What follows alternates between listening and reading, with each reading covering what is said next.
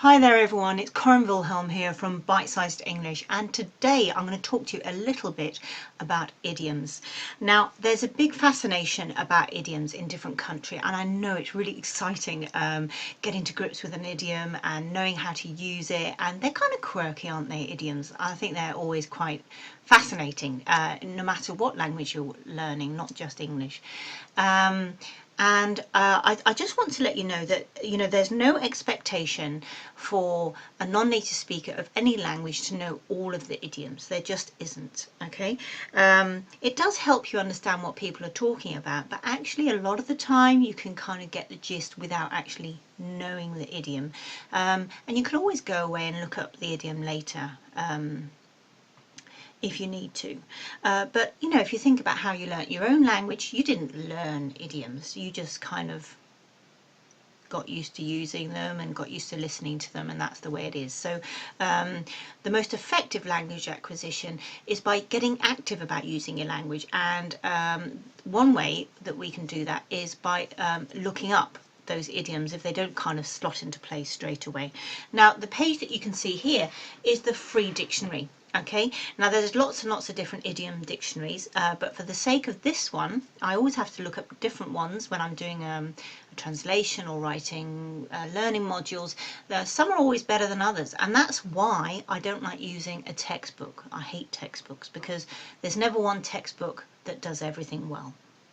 And that is the great thing about the digital era, because you have all manner of options available just at the click of a mouse, which is fabulous. Okay, right, so you do have to be familiar with some idioms, and that will happen almost by osmosis the more you hear them. And there are certainly some idioms that are used more in a business, marketing, sales environment than you might hear as a child at school. Okay, so in your school English you will have talked about probably completely different idioms to the ones that you would ever hear or listen to being said in a working environment.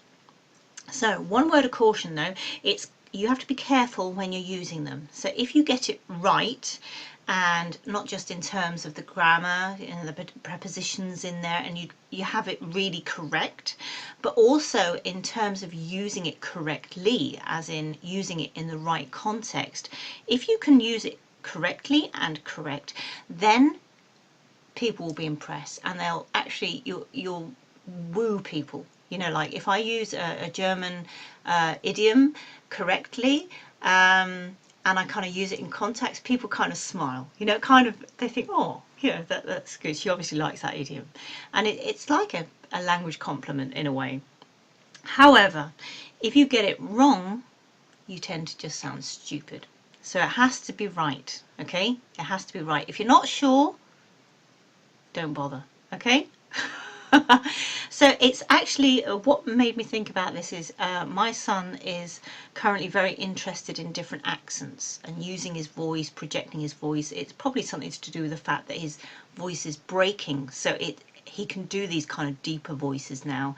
Not necessarily when he wants to, but anyway, he's getting more broadband, if you like, in his voice, and so as a result of this he's interested in quite a lot of voice things, and he's very good anyway at picking up on which narrators told which story and things like that, and he's very interested in accents. Now my husband comes from Bavaria, and he doesn't actually speak Bavarian, like real Bavarian, all the time, but sometimes he'll kind of slip into it, or he'll say the odd thing, especially if he's a bit cross, or if he's talking to his mum or something. And my son has tried mimicking a Bavarian accent recently. Now my son's bilingual, he can do German's fine, but when he does a Bavarian accent, it's actually pretty awful. So it's the same as that's the same kind of impact that you would have if you use an idiom incorrectly.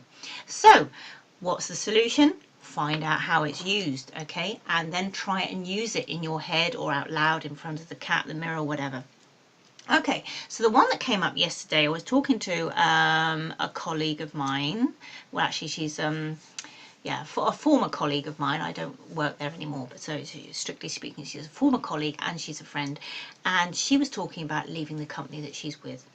And she said to me, that you have to be careful about burning your bridges. You never know whether you go back. And I said, oh, I wasn't worried about that when I left. I was no way going back there.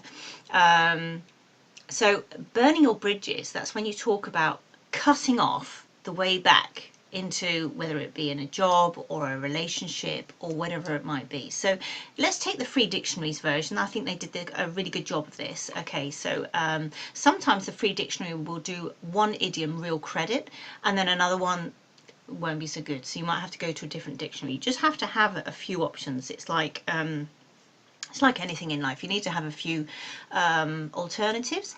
And this one is something they've done really well. So the first one is to cut off the way back to where you came from, making it impossible to retreat. So this is a very military thing. So in the army, which had burned its bridges behind it, couldn't go back by blowing up the road. The spies had burned their bridges behind them. So it has quite a rich military background.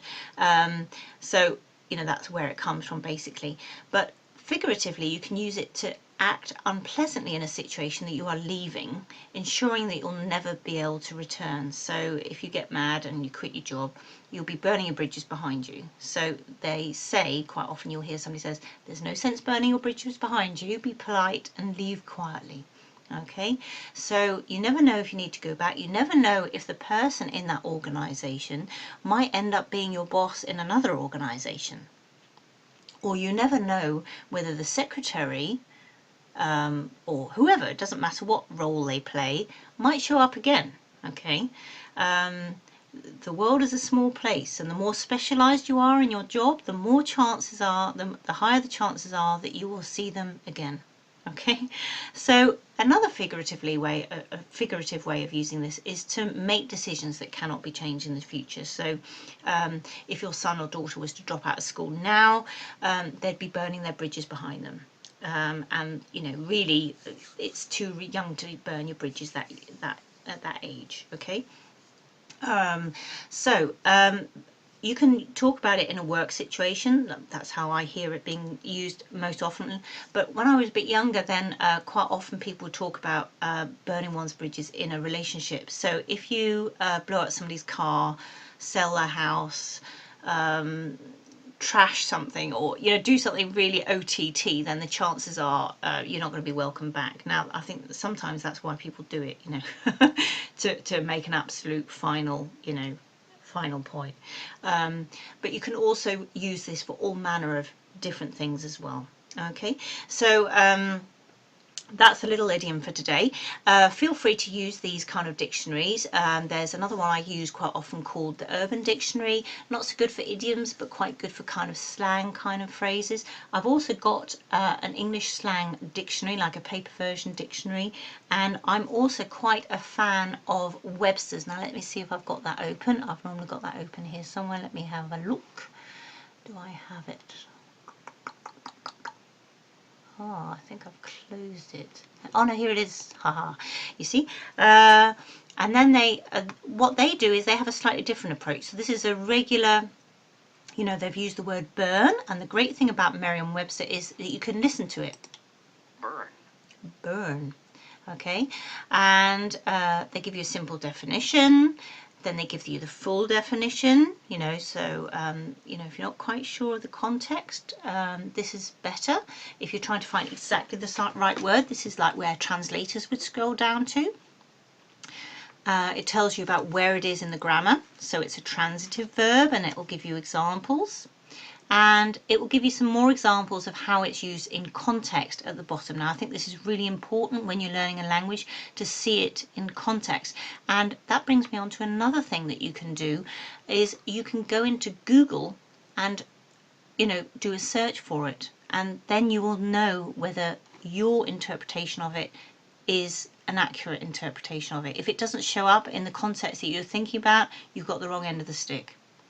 Okay, so that's it for today. So I hope to see you in my website page. And this is it. Website page. My goodness gracious, what's going wrong? Professional English for Women on Facebook. Feel free to come in, let me know what you think, and tell me what your favourite idiom is and when you used it last. That would be great. Speak to you soon. Bye. Corin Wilhelm from Bite Sized English.